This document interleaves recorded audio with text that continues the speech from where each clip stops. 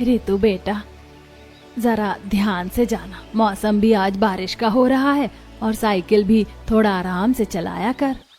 Ritu cycle साफ कर रही होती है, वहीं सरोज उसके पास खड़ी होती है। हाँ माँ, मैं साइकिल आराम से ही चलाऊंगी, आपको बिल्कुल भी चिंता करने की जरूरत नहीं है। मेरा तो रोज का आना जाना हो गया है। चलिए अब मैं जल्दी से निकलती हूँ। ऐसा कहकर रितु साइकिल पर सवार होकर फूड फैक्ट्री पहुंच जाती है। अरे आ गई भाई रितु, तुम तो अपने समय की बिल्कुल पक्की हो, हमेशा अपने काम को लेकर सीरियस रहती हो, हैं?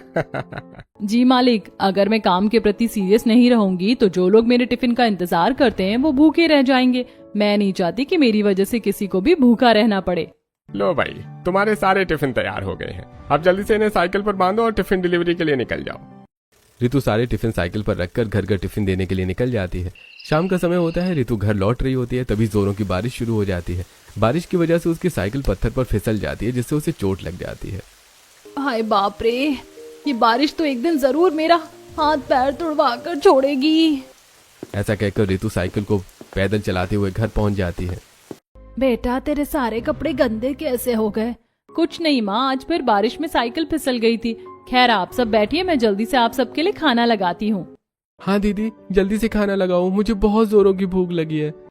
आज तो मैं तेरे लिए फूड फैक्ट्री से आलू पूरी, हलवा और मीठा कद्दू लेकर आई हूँ। सभी लोग एक साथ बैठकर खाना खाने लगते हैं। अरे भाई, आज मैं बाजार गई थी सब्जी लेने। आलू का रेट पूरे 150 रुपए किलो बता रहे थे। मैं तो सुनते ही वापस आ गई। माँ, 150 रुपए किलो? इतने महंगे आलू? इतनी महंगाई में हम गरीब लोग क्या खाएं और क्या नहीं। शुक्र है कि मैं फूड फैक्ट्री में काम करती हूँ, जिससे हमारे खाने का इंतजाम हो जाता है। सब लोग ऐसे ही आपस में बातें करते हैं। अगली सुबह सरोज चूल्हे पर चाय बना रही होती है, वहीं रितु सामने खड़ी होकर अपने बाल बना रही होती है। बेटा, जरा संभल कर जाया कर, आजकल गुंडे मवालियों की बड़ी चर्चा सुनने में आ रही है। अरे माँ, आप कैसी बातें कर रही हो? आपकी बेटी किसी से डरने वाली नहीं है। अगर कोई गुंडा सामने आ गया तो उसे ऐसा सबक सिखाऊंगी कि उसे अपनी नानी याद आ जाएगी। ऐसा कहकर रितु साइकिल पर बैठकर फूड फैक्ट्री के लिए निकल जाती है। रास्ते में फिर से जोरों की बारिश होने लगती है। अरे ओ मैडम जी, कहाँ अकेले अकेले साइकिल की सवारी करके जा रही हो? जरा हमें भी अपने पीछे बिठा लो। रुक, अभी बताती हूँ तुझे। रितु साइकिल से उतरकर उसी साइकिल से प्रिंस की पिटाई करने लगती है। तभी वहाँ छाता लेकर पड़ोसन कमला पहुंच जाती है। बेटा, बहुत अच्छा सबक सिखाया तूने इस गुंडे को। ये आते जाते हर लड़की को छेड़ता है। हर लड़की को तुम्हारी तरफ बहादुर होना चाहिए। तुम तो घर की जिम्मेदारियां भी कितने अच्छे से निभाती हो। हाँ आंटी जी, हर लड़की अंदर से बहादुर होती है, उसे किसी से डर कर नहीं रहना चाहिए। मुझे तो अपने घर के लिए काम करना अच्छा लगता है, आखिर पूरे घर की जिम्मेदारी मैं ही तो संभालती हूँ। अच्छा, अब मैं चलती हूँ, मुझे फूड फैक्ट्री जाने में देर हो रही है। ऐसा कहकर रितु साइकिल उठाती और फूड फैक्ट्री पहुंच जाती है। हे भगवान, कितना बुरा हो गया। अरे भाई, कोई मुझे भी बताएगा कि आखिर बात क्या है? रितु बेटा, तुम्हें खबर नहीं मिली क्या? बाढ़ की वजह से पूरा का पूरा गांव तबाह हो गया। एक भले इंसान ने सभी बच्चों की जान बचाई है, न जाने अब उन लोगों का क्या होगा। हे भगवान, सब लोगों की मदद करना। आज तो मैं भी लेट हो गई हूँ। चलिए जल्दी से सारे टिफिन दे आती हूँ। रितु सारे टिफिन साइकिल पर रखकर घर घर पहुंचाने के लिए निकल जाती है। रोज की तरह वो विधवा आश्रम में भी खाना देने जाती है। जैसे ही रितु विधवा आश्रम पहुंचती है। आ गई तुम बेटा? तुम्हारा इंतजार तो यहाँ की सारी विधवा औरतें ऐसे करती हैं जैसे उन्हें चांद का दीदार होना हो। अच्छा आंटी, मुझे पता है यहाँ की सभी आंटियाँ मुझसे कितना प्यार करती हैं। चलिए मैं जल्दी से सबको टिफिन देकर खाना खिलाती हूँ। आज मेरे पास थोड़ा समय है, इनके साथ थोड़ा वक्त बिताऊंगी तो मुझे भी अच्छा लगेगा। ऐसा बोलकर रितु टिफिन खोलती है और अपने हाथों से सभी विधवा महिलाओं को खाना परोसने लगती है। रितु बेटा, जरा देख तो ये दवाइयाँ कैसी हैं। अब तो मेरी आंखों ने भी जवाब दे दिया। पता ही नहीं चलता कि क्या लिखा है और कौन सी दवा कब खानी है। दादी अम्मा, मैंने आपको कितनी बार कहा है कि आप मेरे आने का इंतजार कर लिया कीजिए। मैं तो हर रोज आती हूँ। रुकिए, अभी मैं आपको आपकी दवा देती हूँ। ऐसा कहकर रितु टेबल से दवाइयाँ उठाकर लाती है और दादी अम्मा को समय पर दवा देती है। रितु बेटा, हमारे अपनों ने तो कभी हमारा साथ नहीं दिया, लेकिन तुम बिल्कुल अपनी सगी दादी की तरह हमारा ख्याल रखती हो। अरे दादी, अब आप मुझे रुलाएंगी क्या? आप ही तो मेरी असली दादी हैं। आप सबके साथ रहकर मुझे बहुत खुशी मिलती है। अच्छा, आज मुझे घर जाने में भी देर हो गई है, कल फिर आप सबसे मिलने आऊंगी। ऐसा कहकर रितु वहाँ से अपने घर चली जाती है। हे भगवान, आज का दिन कितना मुश्किलों से भरा हुआ था। शुक्र है कि मैं रोज विधवा आश्रम जाती हूँ। दादी अम्माओं के साथ मेरा मन बहल जाता है। कैसा मुश्किलों से भरा दिन बेटा, क्या हुआ? तू ठीक तो है? सब कुछ ठीक है माँ। आज तो मैंने उस गुंडे को अच्छा मजा चखा दिया और जब मैं विधवा आश्रम जाती हूँ तो दिन भर की सारी थकान वहीं जाकर खत्म हो जाती है। हाँ हाँ मेरी लाडली, मुझे पता है तुझे उनकी सेवा करने में बहुत सुकून मिलता है, तभी तो तू हर रोज टिफिन देने के बहाने उनके साथ इतना समय बिताती है। चल जल्दी से आ जा, सब मिलकर खाना खाते हैं। सभी लोग एक साथ बैठकर खाना खाते हैं और फिर सो जाते हैं। इसी तरह कुछ दिन बीत जाते हैं। एक सुबह जोरों की बारिश होने लगती है। दीदी, आज तो देखो कितनी तेज बारिश हो रही है। आप आज टिफिन देने कैसे जाओगी? ऋतु कपड़ों की तह लगा रही होती है। अरे आज तो संडे है, मुझे हर हाल में विधवा आश्रम जाना है। मैंने सोमवती दादी अम्मा से वादा किया है कि आज पूरा दिन उनके साथ बिताऊंगी। बेटा बाहर देख कितनी तेज बारिश हो रही है, ऐसे में कैसे जाएगी? माँ, आज तो मुझे कोई आंधी तूफान भी वहाँ जाने से नहीं रोक सकता। ऐसा कहकर ऋतु साइकिल उठाती है और विधवा आश्रम के लिए निकल जाती है। जैसे ही ऋतु विधवा आश्रम पहुँचती है, सभी बुजुर्ग महिलाएं उसे देखकर खुश हो जाती हैं। अरे बिटिया रानी आ गई, हमें तो लगा कि आज तू आएगी ही नहीं। अरे ऐसे कैसे नहीं आती, आज संडे है। आज तो मुझे आप सबके साथ बहुत सारा समय बिताना है। हाँ हाँ, सबके साथ समय बिताना है ना, भूल गई क्या? तूने मुझसे वादा किया था। अरे मेरी प्यारी दादी अम्मा, आपके वादे का मान रखने के लिए ही तो मैं इतनी बारिश में भी आप सबसे मिलने चली आई हूँ। चलिए आज हम सब मिलकर गेम खेलेंगे। इसके बाद ऋतु सभी विधवा महिलाओं के साथ बैठकर खेल खेलने लगती है। ऋतु बेटा, मेरे सिर में बहुत दर्द हो रहा है, क्या करूं? दादी अम्मा परेशान मत होइए, मैं हूं ना, अभी आपकी सिर में अच्छे से तेल की मालिश कर देती हूँ। ऐसा कहकर ऋतु सोमवती के साथ साथ सभी बुजुर्ग महिलाओं के सिर में तेल की मालिश करती है और उनकी चोटियां भी बनाती है। ऋतु बेटा, तू निस्वार्थ भाव से इस विधवा आश्रम की 150 से ज्यादा महिलाओं का ख्याल रखती है, उनकी सेवा करती है। तुझे कभी परेशानी नहीं होती? नहीं आंटी, मुझे कोई परेशानी नहीं होती। मुझे तो आप सबके साथ समय बिताना और आपकी सेवा करना बहुत अच्छा लगता है। तभी वहां शांति विधवा आश्रम की सभी महिलाओं से मिलने आती है। तभी उसकी नजर ऋतु पर पड़ती है, जो पूरे मन से सभी महिलाओं की सेवा कर रही होती है। संगीता, आखिर ये लड़की कौन है? देखो तो सही, सभी महिलाओं के साथ कितनी खुशी से घुल मिलकर रह रही है। मैडम जी, जैसे आपने पूरे विधवा आश्रम की जिम्मेदारी अपने कंधों पर उठा रखी, वैसे इस लड़की ने इन सभी महिलाओं को खुश रखने की जिम्मेदारी अपने ऊपर ले रखी है। रोज आती है, इनसे बातें करती है, खाना खिलाती है। सच में बहुत ही प्यारी बच्ची है। हाँ, देखने में भी कितनी प्यारी और सुशील लग रही है।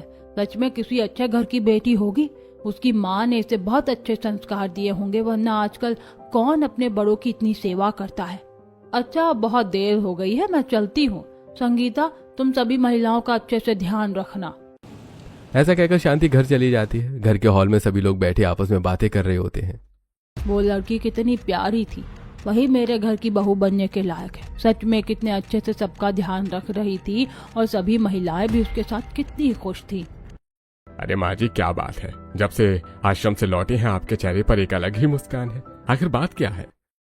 हाँ माँ जी, मैं भी देख रही हूँ, आज आप मन ही मन मुस्कुरा रही हैं। आखिर आपके मन में क्या चल रहा है? मैंने तो सोच लिया है कि अब अपने पोते की शादी जल्द से जल्द करवा दूं। मैंने एक लड़की भी पसंद कर ली है। वो रोज हमारे आश्रम में विधवा महिलाओं की सेवा करने आती है। मुझे पूरा विश्वास है कि वही हमारे 150 लोगों वाले परिवार को अच्छे से संभाल सकती है। माँ जी, आप तो ऐसे कह रही हैं जैसे उस लड़की की सारी खूबियाँ आपको पता चल गई हों। आज तक हमारे घर में कितनी बहुएं और नौकर आए, लेकिन कोई भी इतने बड़े परिवार में टिक नहीं पाया। ये बच्चे ही इतने शैतान हैं कि किसी को रुकने नहीं देते। अरे भाई, अगर माँ जी ने कुछ सोच लिया है तो सोच समझ कर ही लिया होगा। क्या पता इस बार आने वाली बहू पूरे परिवार और 150 लोगों के इस घर को खुशी से संभाल ले। सभी लोग आपस में बातें करने लगते हैं। मनीष बेटा, तुम्हें तो कोई दिक्कत नहीं है ना? सच में लड़की बहुत ही प्यारी और संस्कारी है। मुझे तो पहली नजर में ही पसंद आ गई। दादी माँ, मुझे पता है कि आप जो भी करेंगी मेरे और पूरे परिवार की भलाई के लिए करेंगी।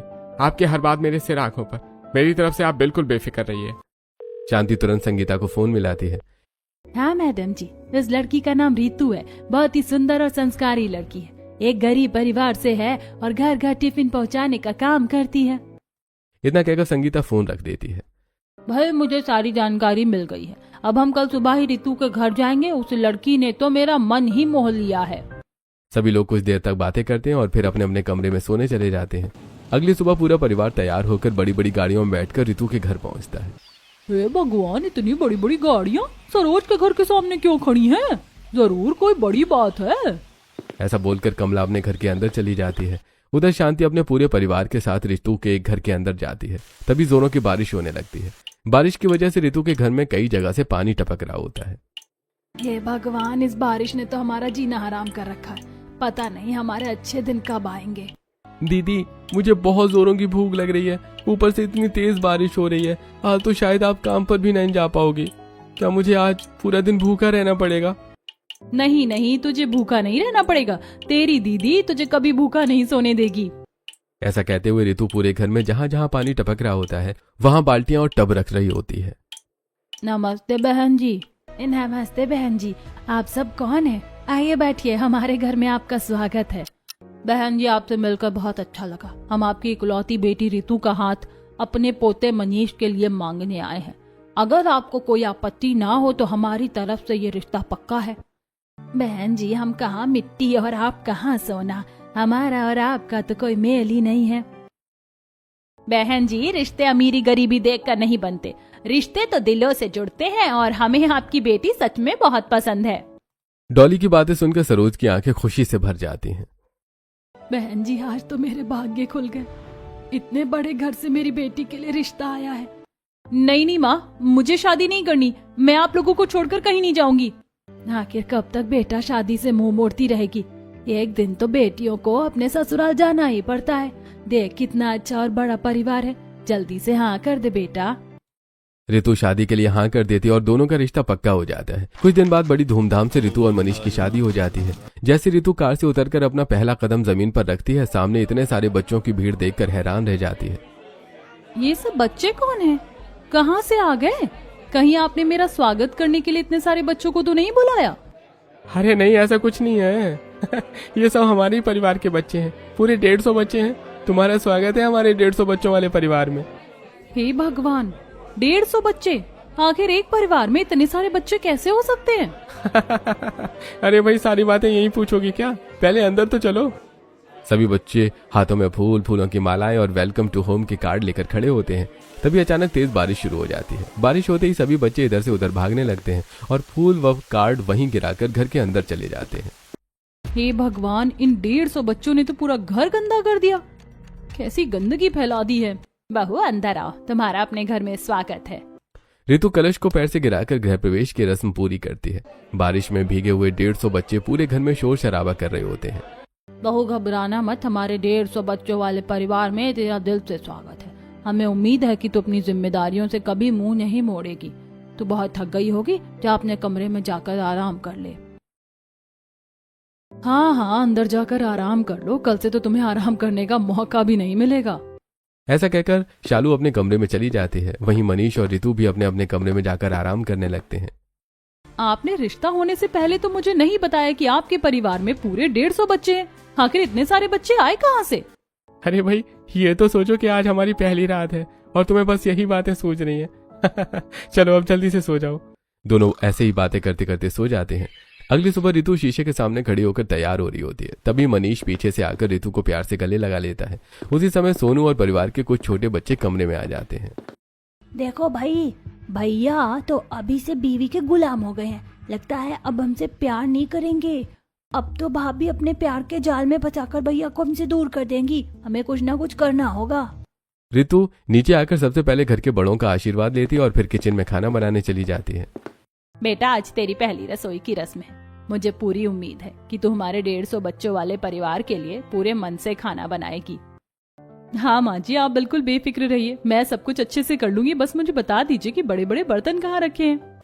डॉली स्टोर रूम से बड़े बड़े पतीले, कढ़ाई और रोज बच्चों को खाना परोसने वाली थालियां निकाल कर ले आती है। सारा सामान एक जगह रखने के बाद रितु नाश्ता बनाना शुरू कर देती है। भाभी, मुझे तो मटर का सूप पीना है, पहले बनाओगी ना? तभी बाकी छोटे छोटे बच्चे भी किचन में आ जाते हैं। सभी बोलते हैं, हमें भूख लगी है, खाना दो खाना दो। तुम सब चिल्ला क्यों रहे हो? मैं बना तो रही हूँ, जाओ बाहर जाकर खेलो। आप हम पर गुस्सा कर रही हो? मैं अभी भैया से जाकर कहूंगी कि आप हमसे प्यार नहीं करती, आप भी बाकी आंटियों की तरह हो, उन्होंने भी हमसे कभी प्यार नहीं किया। ऐसा कहकर सभी बच्चे गुस्से से वहाँ से चले जाते हैं। हे भगवान, यहाँ तो एक से बढ़कर एक बच्चे हैं, मैं आखिर इन सबको कैसे संभालूंगी? आपको क्या लगता है, क्या बहू 150 बच्चों वाले परिवार में खुश रह पाएगी? ये जानने के लिए वीडियो को आखिर तक जरूर देखिए।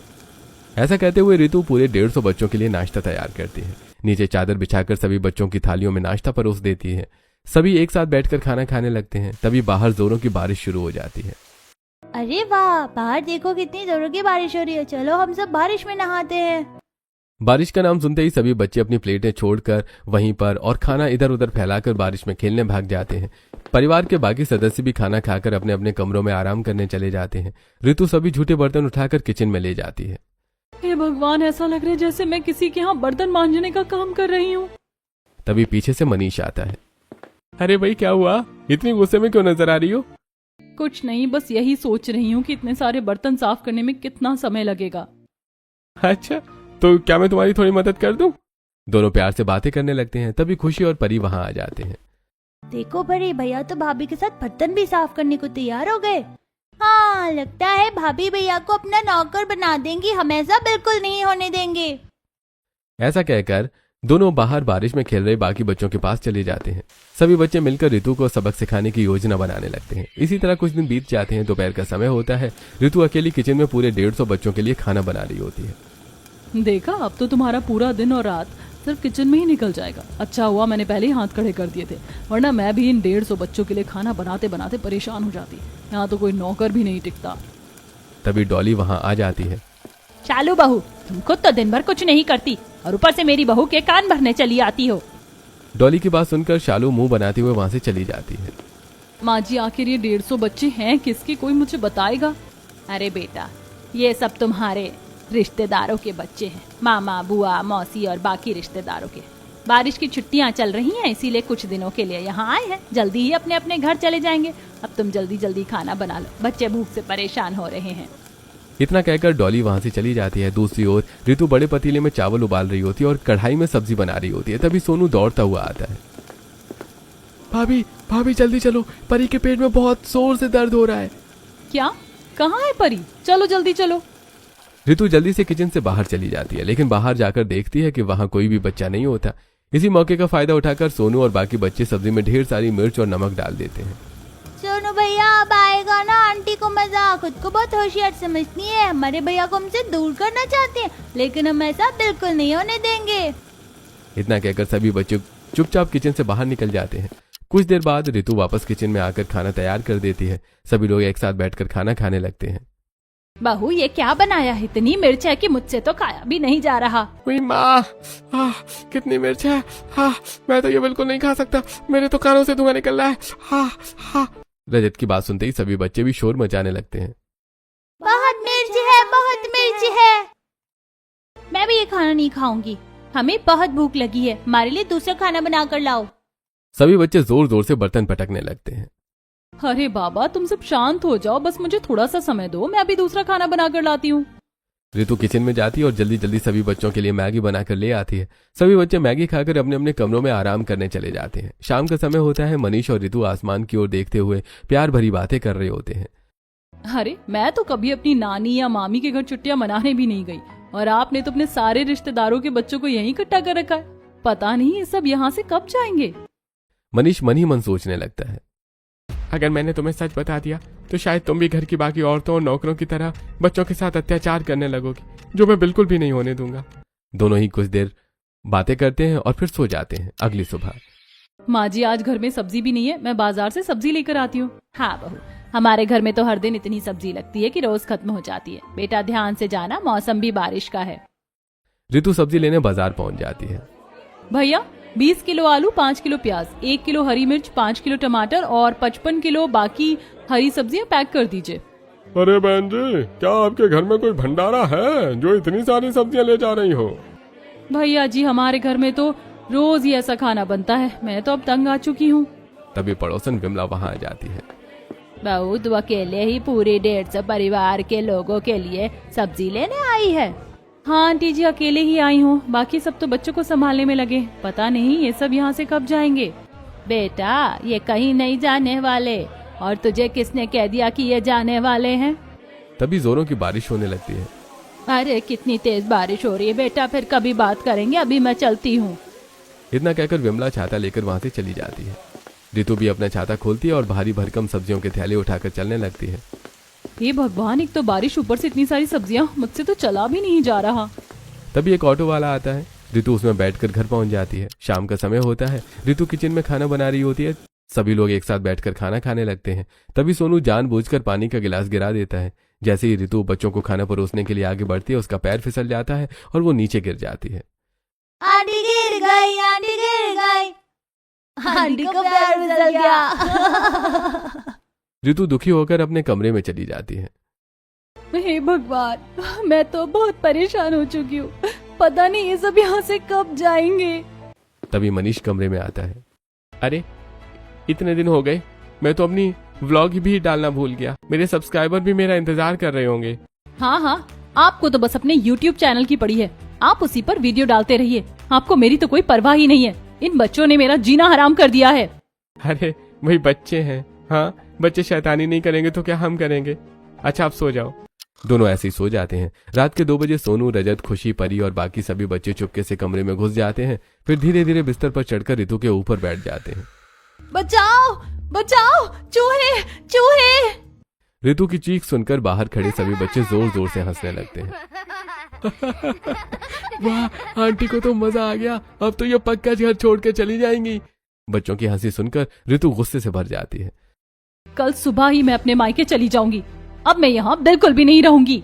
अगली सुबह रितु अपना बैग उठाकर अपने मायके चली जाती है। मनीष बच्चों को कुछ नहीं कहता, लेकिन मनी मन उन्हें सबक सिखाने की योजना बना लेता है। मनीष घर में एक नई नौकरानी रख लेता है। नौकरानी रोज बच्चों को समय पर खाना नहीं देती और जो बच्चा खाना मांगता उसके साथ मारपीट भी करती। दोपहर का समय होता है। सोनू नौकरानी के पास जाता है। आंटी भूख लगी है, जल्दी से कुछ खाने को बना दो ना। अब देखो तब खाने की पड़ी रहती है, पेट है या कुआं।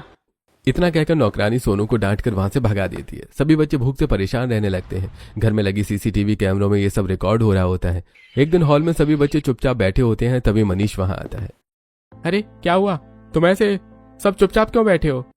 भैया हमें माफ कर दो, हमने अपनी भाभी के साथ बहुत गलत किया। सच में नौकरानी बहुत बुरी है, इसे घर से निकाल दो। हमें अपनी भाभी वापस चाहिए। वो हम सबसे बहुत प्यार करती थी। हम उनसे हाथ जोड़कर माफी मांग लेंगे। अरे फाइनली तुम लोगों को अपनी गलती का एहसास तो हुआ। मैं अभी रितु को फोन करता हूँ। मनीष रितु को फोन करके सारी बात बता देता है। अगले दिन रितु वापस घर आ जाती है। भाभी हमें माफ कर दो, हम आगे से आपको कभी परेशान नहीं करेंगे। ठीक है, लेकिन अब तुम लोगों को कम शैतानियां करनी चाहिए। तुम लोगों ने मुझे बहुत परेशान किया। अब हम सब मिलकर प्यार से एक साथ रहेंगे। इसी तरह कुछ दिन बीत जाते हैं। रितु अपने कमरे में बैठकर डायरी में कुछ लिख रही होती है। तभी वहां मनीष आता है। अरे भाई ये क्या, डायरी लेकर बैठ गई हो? क्या करने की तैयारी है? सुनिए जी, मैंने बच्चों को 3 ग्रुप में बांट दिया है। पहले ग्रुप में छोटे बच्चे रहेंगे जो खिलौनों से खेलेंगे। दूसरे ग्रुप में वो बच्चे रहेंगे जो खेलेंगे भी और पढ़ाई भी करेंगे। तीसरे ग्रुप में बड़े बच्चे रहेंगे जिन्हें जिम्मेदारियों का एहसास कराया जाएगा। अरे वाह, तुमने तो बहुत अच्छा किया। तुम तो सच में पीटी टीचर की तरह इनकी ट्रेनिंग कराओगी। ऐसे तो ये सारी बातें अच्छी सीख जाएंगे। मुझे ऑफिस के लिए देर हो रही है। ऐसा कहकर मनीष ऑफिस चला जाता है। रितु नीचे आकर सभी बच्चों को एक लाइन में खड़ा करके उन्हें अनुशासन और अच्छी आदतें सिखाने लगती है। तभी शांति वहां आती है। बहू, सच में तुझे इस घर में लाने का मेरा फैसला बिल्कुल सही था, वरना आज से पहले जितनी भी बहुएं आई, बच्चों का नाम सुनते ही इस घर से भाग गई। इतना कहकर शांति खुशी से मुस्कुरा देती है। दोपहर का समय होता है। रितु किचन में खाना बना रही होती है। तभी खुशी और परी वहां आती है। भाभी बताइए ना, हम क्या मदद करें? कुछ नहीं बेटा, तुम सब आराम से बैठो, मैं अभी सबके लिए खाना लेकर आती हूँ। सभी लोग एक साथ बैठकर खाना खाते हैं। खाना खत्म होने के बाद खुशी, परी और सोनू मिलकर सभी झूठी प्लेटें उठाकर किचन में रख देते हैं। रोज रितु छोटे बच्चों को पढ़ाती भी है और उनके साथ खेल भी खेलती है। धीरे धीरे सभी बच्चे खुश रहने लगते हैं। भाई वाह, बहू ने तो कमाल कर दिया। हमें तो लगा था कि इस घर में कोई भी बहू टिक नहीं पाएगी। अभी इसे पूरा सच कहाँ पता है। जिस दिन इसे सारी सच्चाई पता चलेगी उस दिन देख लेना, ये भी बाकी बहुओं की तरह गायब हो जाएगी। अरे बहू के बारे में ऐसा मत बोल। मुझे तो बस इसी बात का डर है कि कहीं बहू को सच्चाई पता चल गई तो ये भी बाकी लोगों की तरह मेरे मासूम बच्चों को मारना पीटना शुरू न कर दे। सभी लोग आपस में यही बातें कर रहे होते हैं। आखिर बात क्या है? कौन सा सच? मैं अब तक इस घर में किस बात से अनजान हूँ? इतना कहकर रितु फिर से किचन में जाकर अपना काम करने लगती है। दूसरी ओर बगीचे में सभी बच्चे खेल रहे होते हैं। तभी सोनू फुटबॉल खेलते खेलते विमला के घर की खिड़की का शीशा तोड़ देता है। तुम 150 बच्चों ने तो हमारा जीना हराम कर रखा है। कितनी बार अपने घर के शीशे बदलवाए, पता नहीं कहाँ से आ गए हैं ये बदतमीज और नालायक बच्चे। विमला की आवाज सुनकर रितु वहां आ जाती है। अरे आंटी जी, आप बच्चों पर ऐसे क्यों चिल्ला रही हैं? बच्चे तो भगवान का रूप होते हैं, इन्हें ऐसे उल्टा सीधा नहीं बोलना चाहिए। बहू, मुझे मुफ्त का ज्ञान मत दे, तू ही संभाल अपने 150 बच्चों वाले परिवार को। ये हमेशा तेरी छाती पर मूंग दलेंगे, तब तुझे मेरी बात समझ आएगी। इतना कहकर विमला वहां से चली जाती है। आखिर बात क्या है? सब मुझसे क्या छिपा रहे हैं? ऐसा सोचते हुए रितु फिर से किचन में जाकर काम करने लगती है। रात का समय होता है। मनीष और सभी बच्चे मिलकर रितु के लिए एक सरप्राइज तैयार करते हैं। जैसे रितु अपने कमरे में पहुंचती है, सामने यूट्यूब का सिल्वर प्ले बटन देखकर हैरान रह जाती है। सभी बच्चे ताली बजाते हुए चिल्लाने लगते हैं, भाभी, you are a winner, you are a heroine।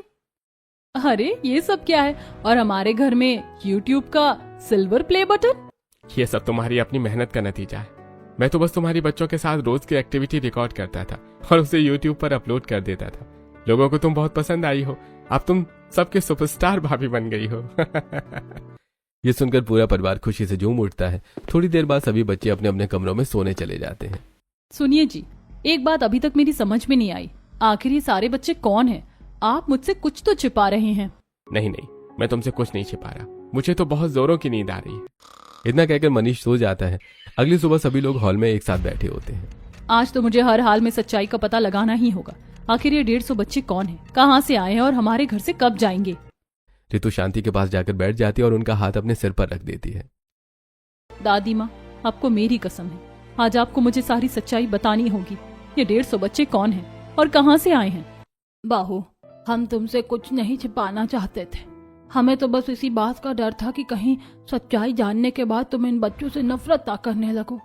तुम्हारी वजह से आज हमारे पूरे गांव में हमारी इज्जत और मान मर्यादा पहले से कहीं ज्यादा बढ़ गई है। दादी माँ, मैं इन बच्चों से भला क्यों नफरत करूंगी? आखिर आप मुझे पूरी सच्चाई क्यों नहीं बता रहे हैं? मैं बताता हूँ पूरा सच। दरअसल कुछ साल पहले हमारे गांव के पास वाले गांव में भयंकर बाढ़ आई थी। उस समय मेरे दादाजी उस गांव के मुखिया थे। बाढ़ में जिन परिवारों के घर उजड़ गए और जिन बच्चों का कोई सहारा नहीं बचा, उन सभी बच्चों की जिम्मेदारी दादाजी ने अपने कंधे पर ले ली। बच्चों की सेवा करते करते ही दादाजी इस दुनिया से चले गए। बहू, तेरे दादाजी ने मरते समय मुझसे वादा लिया था कि चाहे कुछ भी हो जाए, मुझे हर हाल में इन 150 बच्चों का पालन पोषण करना होगा। अच्छा, ये तो मैंने न्यूज चैनल में भी देखा था कि बाढ़ की वजह से पूरा गांव तबाह हो गया। दादी माँ, मैं तो इन बच्चों को अपनी जान से भी ज्यादा प्यार करती हूँ। हाँ, शुरुआत में मुझे इनके साथ रहने में थोड़ी परेशानी हुई थी, लेकिन अब मैं इनके बिना नहीं रह सकती। आज से इन 150 बच्चों की पूरी जिम्मेदारी मेरी भी है। रितु की बातें सुनकर घर के सभी लोगों की आंखें खुशी से भर जाती हैं। सच में बहू, तुम तो हीरा हो हीरा। आज मुझे अपने फैसले पर बहुत गर्व हो रहा है कि मैंने तुम्हें इस 150 बच्चों वाले परिवार की बहू बनाया। इसके बाद पूरा परिवार खुशी खुशी रहने लगता है। रितु रोज सभी 150 बच्चों को पढ़ाती, खिलाती, उनका ध्यान रखती और उन्हें स्कूल के लिए तैयार करती। पूरा परिवार और सभी बच्चे हंसी खुशी अपना जीवन बिताने लगते हैं। क्या आपको लगता है कि 150 बच्चों वाले परिवार की जिम्मेदारी संभालना आसान है? और बहू ने जिस तरह पूरे दिल से अपनी सभी जिम्मेदारियां निभाई, क्या आपको उसका फैसला सही लगा या गलत? अपनी राय हमें कमेंट करके जरूर बताइए।